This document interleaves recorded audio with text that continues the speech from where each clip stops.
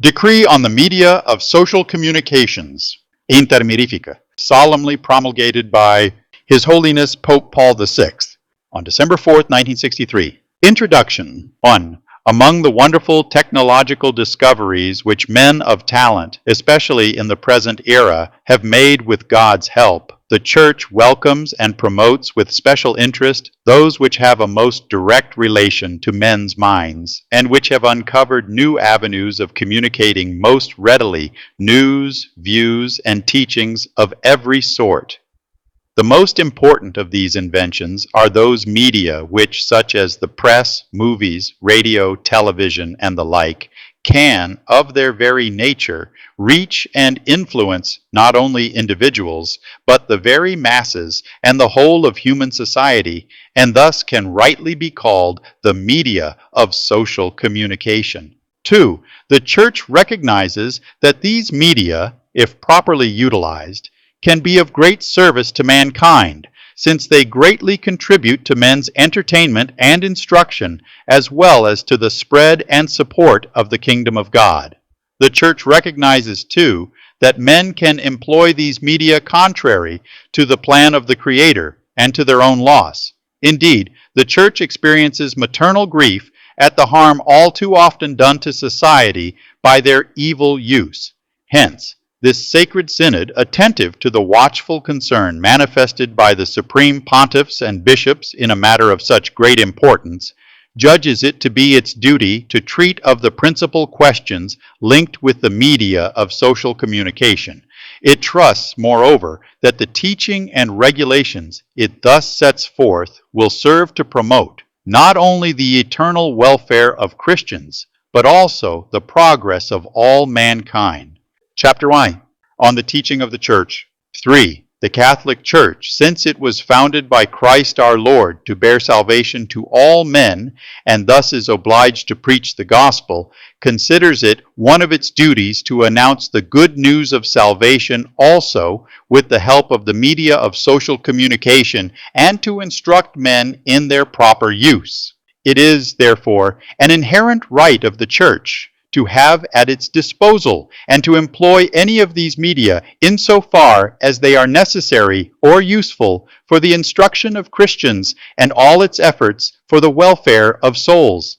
It is the duty of pastors to instruct and guide the faithful so that they, with the help of these same media, may further the salvation and perfection of themselves and of the entire human family. In addition, the laity especially must strive to instill a human and Christian spirit into these media so that they may fully measure up to the great expectations of mankind and to God's design. 4. For the proper use of these media, it is most necessary that all who employ them be acquainted with the norms of morality and conscientiously put them into practice in this area. They must look, then, to the nature of what is communicated, given the special character of each of these media. At the same time, they must take into consideration the entire situation or circumstances, namely, the persons, place, time, and other conditions under which communication takes place and which can affect or totally change its propriety. Among these circumstances to be considered is the precise manner in which a given medium achieves its effect. For its influence can be so great that men, especially if they are unprepared, can scarcely become aware of it, govern its impact, or, if necessary, reject it. 5. It is, however, especially necessary that all parties concerned should adopt for themselves a proper moral outlook on the use of these media, especially with respect to certain questions that have been vigorously aired in our day. The first question has to do with information, as it is called, or the search for and reporting of the news. Now, clearly, this has become most useful and very often necessary for the progress of contemporary society and for achieving closer links among men. The prompt publication of affairs and events provides every individual with a fuller continuing acquaintance with them, and thus all can contribute more effectively to the common good and more readily promote and advance the welfare of the entire civil society. Therefore, in society, men have a right to information in accord with the circumstances in each case about matters concerning individuals or the community. The proper exercise of this right demands, however, that the news itself that is communicated should always be true and complete within the bounds of justice and charity. In addition, the manner in which the news is communicated should be proper and decent. This means that in both the search for news and in reporting it, there must be full respect for the laws of morality and for the legitimate rights and dignity of the individual. For not all knowledge is helpful, but it is charity that edifies. 6. The second question deals with the relationship between the rights, as they are called, of art and the norms of morality.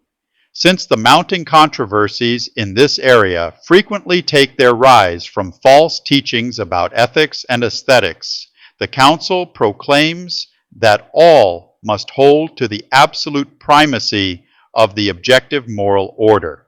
That is, this order by itself surpasses and fittingly coordinates all other spheres of human affairs, the arts not excepted, even though they be endowed with notable dignity. For man who is endowed by God with the gift of reason and summoned to pursue a lofty destiny is alone affected by the moral order in his entire being, and likewise, if man resolutely and faithfully upholds this order, he will be brought to the attainment of complete perfection and happiness. 7. Finally, the narration, description, or portrayal of moral evil, even through the media of social communication, can indeed serve to bring about a deeper knowledge and study of humanity, and, with the aid of appropriately heightened dramatic effects, can reveal and glorify the grand dimensions of truth and goodness. Nevertheless, such presentations ought always to be subject to moral restraint, lest they work to the harm rather than the benefit of souls, particularly when there is question of treating matters which deserve reverent handling, or which, given the baneful effect of original sin in men, could quite readily arouse base desires in them. 8. Since public opinion exercises the greatest power and authority today in every sphere of life, both private and public, every member of society must fulfill the demands of justice and charity in this area. As a result, all must strive, through these media as well, to form and spread sound public opinion. 9. All who, of their own free choice, make use of these media of communications as readers, viewers, or listeners have special obligations, for a proper choice demands that they fully favor those presentations that are outstanding for their moral goodness, their knowledge, and their artistic or technical merit. They ought, however, to void those that may be a cause or occasion of spiritual harm to themselves, or that can lead others into danger through base example, or that hinder desirable presentations and promote those that are evil. To patronize such presentations, in most instances, would merely reward those who use these media only for profit. In order that those who make use of these media may fulfill the moral code, they ought not to neglect to inform themselves in time about judgments passed by authorities competent in these matters. They ought also to follow such judgments according to the norms of an upright conscience, so that they may more easily resist improper inducements and rather encourage those that are desirable. Let them take care to guide and instruct their consciences with suitable aids. 10. Those who make use of the media of communications, especially the young, should take steps to accustom themselves to moderation and self-control in their regard. They should, moreover, endeavor to deepen their understanding of what they see, hear, or read. They should discuss these matters with their teachers and experts and learn to pass sound judgments on them.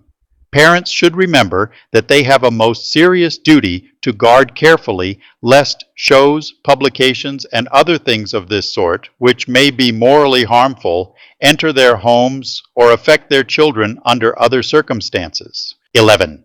The principal moral responsibility for the proper use of the media of social communication falls on newsmen, writers, actors, designers, producers, displayers, distributors, operators, and sellers, as well as critics and all others who play any part in the production and transmission of mass presentations. It is quite evident what gravely important responsibilities they have in the present day when they are in a position to lead the human race to good or to evil by informing or arousing mankind. Thus, they must adjust their economic, political, or artistic and technical aspects so as never to oppose the common good. For the purpose of better achieving this goal, they are to be commended when they join professional associations, which even under a code, if necessary, of sound moral practice, oblige their members to show respect for morality in the duties and tasks of their craft. They ought always to be mindful, however, that a great many of their readers and audiences are young people who need a press and entertainment that offer them decent amusement and cultural uplift. In addition, they should see to it that communications or presentations concerning religious matters are entrusted to worthy and experienced hands and are carried out with fitting reverence. 12. The public authority in these matters is bound by special responsibilities in view of the common good to which these media are ordered. The same authority has, in virtue of its office, the duty of protecting and safeguarding true and just freedom of information, a freedom that is totally necessary for the welfare of contemporary society, especially when it is a question of freedom of the press. It ought also to encourage spiritual values, culture, and the fine arts, and guarantee the rights of those who wish to use the media. Moreover, public authority has the duty of helping those projects which, though they are certainly most beneficial for young people, cannot otherwise be undertaken. Lastly, the same public authority, which legitimately concerns itself with the health of the citizenry, is obliged, through the promulgation and careful enforcement of laws, to exercise a fitting and careful watch, lest grave damage befall public morals and the welfare of society through the base use of these media. Such vigilance in no wise restricts the freedom of individuals or groups, especially where there is a lack of adequate precaution on the part of those who are professionally engaged in using these media. Special care should be taken to safeguard young people from printed matter and performances which may be harmful at their age. Chapter 2, on the pastoral activity of the Church. 13. All the children of the Church should join without delay and with the greatest effort in a common work to make effective use of the media of social communication in various apostolic endeavors as circumstances and conditions demand. They should anticipate harmful developments, especially in regions where more urgent efforts to advance morality and religion are needed. Pastors should hasten, therefore, to fulfill their duty in this respect, one which is intimately linked with their ordinary preaching responsibility. The laity, too, who have something to do with the use of these media, should endeavor to bear witness to Christ, first of all by carrying out their individual duties or office expertly and with an apostolic spirit, and further by being of direct help in the pastoral activity of the Church to the best of their ability through their technical, economic, cultural, and artistic talents. 14. First, a good press should be fostered. To instill a fully Christian spirit into readers, a truly Catholic press should be set up and encouraged. Such a press, whether immediately fostered and directed by ecclesiastical authorities or by Catholic laymen, should be edited with the clear purpose of forming, supporting, and advancing public opinion in accord with natural law and Catholic teaching and precepts. It should disseminate and properly explain news concerning the life of the Church.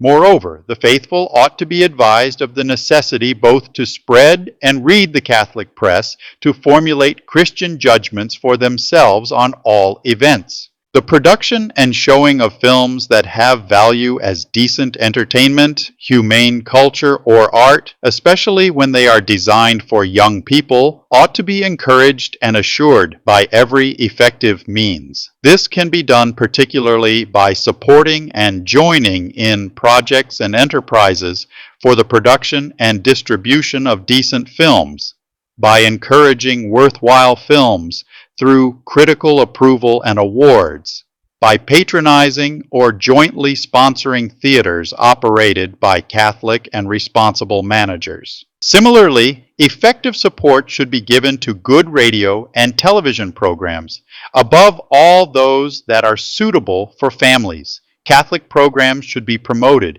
in which listeners and viewers can be brought to share in the life of the Church and learn religious truths. An effort should also be made, where it may be necessary, to set up Catholic stations. In such instances, however, care must be taken that their programs are outstanding for their standards of excellence and achievement. In addition, there should be an effort to see that the noble and ancient art of the drama, which now is diffused everywhere by the media of social communication, serves the cultural and moral betterment of audiences. 15. To provide for the needs just set forth, priests, religious, and laymen who are equipped with the proper skills for adapting these media to the objectives of the apostolate should be appointed promptly. Importantly, laymen ought to be afforded technical, doctrinal, and moral training. For this purpose, the number of school faculties and institutes should be increased,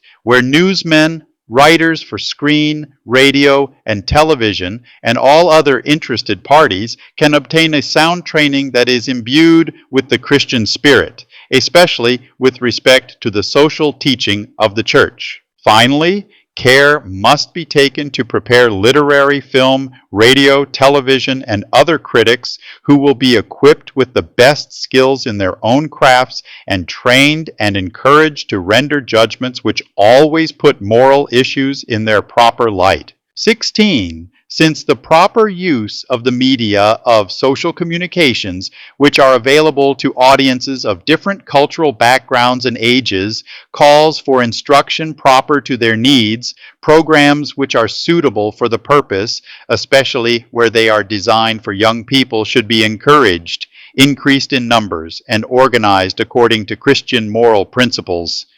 This should be done in Catholic schools at every level, in seminaries, and in lay apostolate groups. To speed this along, catechetical manuals should present and explain Catholic teaching and regulations on this matter. 17. It is quite unbecoming for the Church's children idly to permit the message of salvation to be thwarted or impeded by the technical delays or expenses, however vast, which are encountered by the very nature of these media. Therefore, this sacred synod advises them of the obligation they have to maintain and assist Catholic newspapers, periodicals, and film projects, radio and television programs, and stations whose principal objective is to spread and defend the truth and foster Christian influence in human society. At the same time, the Synod earnestly invites those organizations and individuals who possess financial and technical ability to support these media freely and generously with their resources and their skills, inasmuch as they contribute to genuine culture and the apostolate. 18.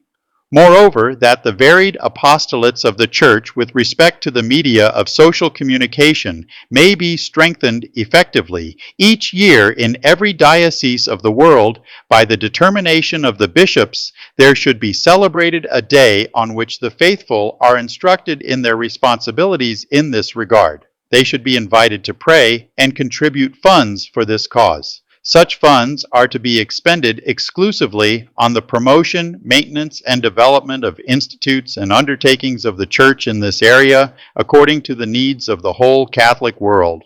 19. In fulfilling his supreme pastoral charge with respect to the media of social communication, the Sovereign Pontiff has at hand a special office of the Holy See. Moreover, the Fathers of the Council, freely acceding to the wish of the Secretariat for the Supervision of Publications and Entertainment, reverently request that the Sovereign Pontiff extend the duties and competence of this office to include all media of social communication, including the press, and that experts from various countries be named to it, including laymen. 20. It will be the task of the bishops, however, to watch over such works and undertakings in their own dioceses, to promote them, and, as far as the public apostolate is concerned, to guide them, not excluding those that are under the direction of exempt religious. 21. Since an effective apostolate on a national scale calls for unity of planning and resources, this Sacred Synod decrees and orders that national offices for affairs of the press, films, radio, and television be established everywhere and given every aid. It will be the special task of these offices to see to it that the consciences of the faithful are properly instructed with respect to these media.